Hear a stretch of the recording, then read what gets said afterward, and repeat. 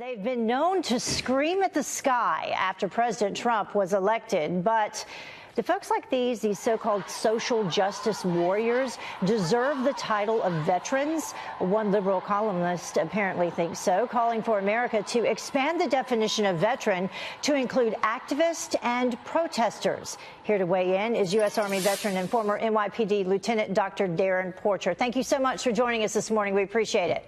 Thanks for having me. It's always a pleasure, Heather. So, Dr. Porcher, let's begin with this. I'll pull up this quote, and the person that wrote this is Dr. Warren Blumenfeld, and this is just an example of some of what he had to say.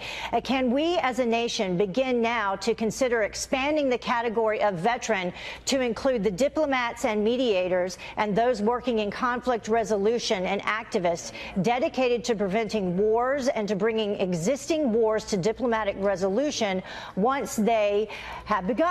What about the practitioners of nonviolent resistance to the face of tyranny and oppression?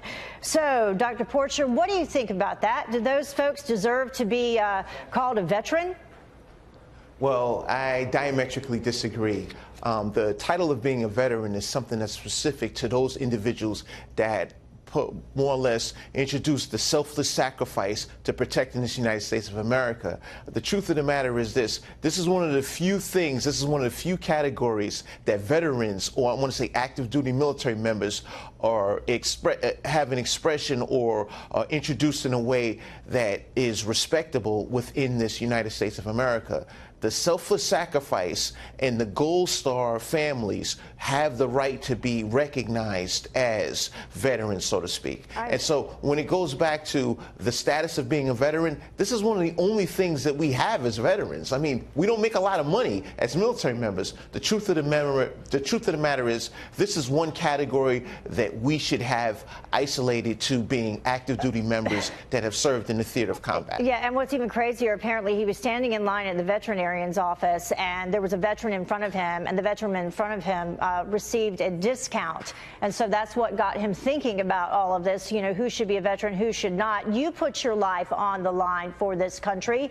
How do you define sacrifice? Well, it's a selfless sacrifice that comes from within.